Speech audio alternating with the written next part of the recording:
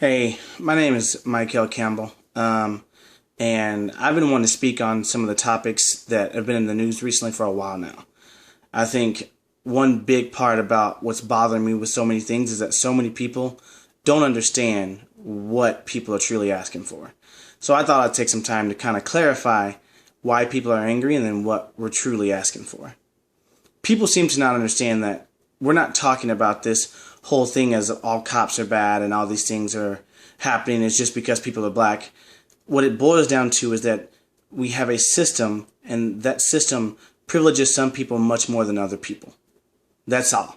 And what we're asking is for steps to be put in place so that those systems can be fixed. And a large part of that system is police accountability. Now, personally, I'm a teacher. And so when I look at what I consider like agents of racism or agents of systematic racism, I think the education system and the justice system play the two largest roles. So I think it would add some clarity to kind of look at both of these roles together to try to understand what we're wanting from police that we've seen be effective in other places.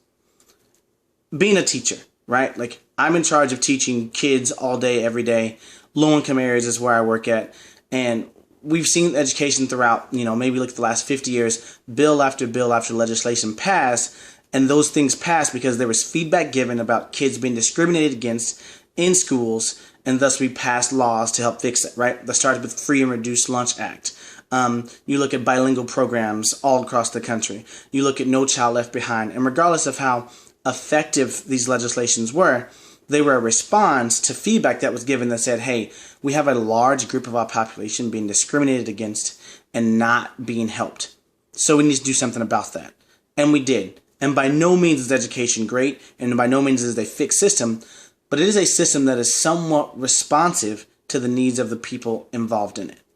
Now, when you look at the justice system, for example, that's where I have my hardest time not understanding why people are so upset.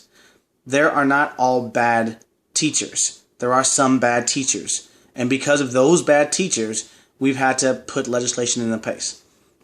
There's not all bad cops, but there are some bad cops. But our frustration is because there are bad cops, and we know that, we've not put legislation in place to help hold them accountable to their actions. I live in Dallas. So if I'm looking at the McKinney situation that's happening right now, you watch the video, you see 3 to 4 officers doing a fantastic job at trying to defuse whatever situation may have happened. You also have an officer that's using unnecessary force on students in order to keep peace or serve and protect, whatever you may call it. Now, I watched a video of a lady earlier today that was ranting about how that's fully within his right to do so because he felt threatened. And I have to agree with her. He does have the right to do that. That in itself is the problem, though. The fact of 3 teenage girls rushing because they see their friend is in danger, if he would have pulled his gun and possibly shot one of them, he may have quite well got off and been fined for doing that because it's not wrong for him to do so. That is the problem. They're not held accountable for their actions, and that doesn't make sense to me. We live in a society that says because you're scared, because you're yelled at, because you're cussed at, and you have no one to hold you accountable or no checks and balances in place, you're allowed to simply do what you want. That's not okay.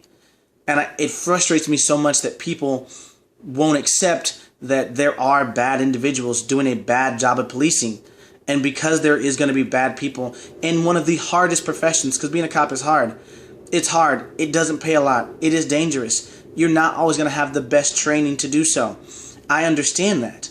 So we need to have measures in place to help them accountable. Some, yes, it will be really bad. Some will also be learning experiences. The same type of things we see put into place for teachers. There are lazy teachers. There are teachers who just give packets every day to kids, and kids continue not to learn, and they just move through the system over and over again, and it perpetuates this like all kids not learning.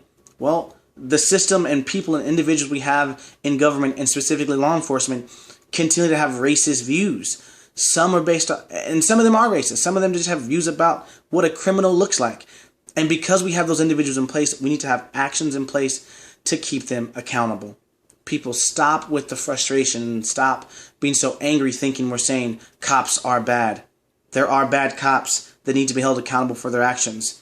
There's bad individuals consistently through most jobs. And yes, cops tend to have one of the hardest jobs.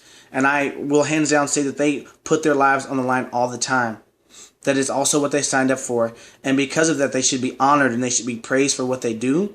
They also understand that with that great power comes great responsibility.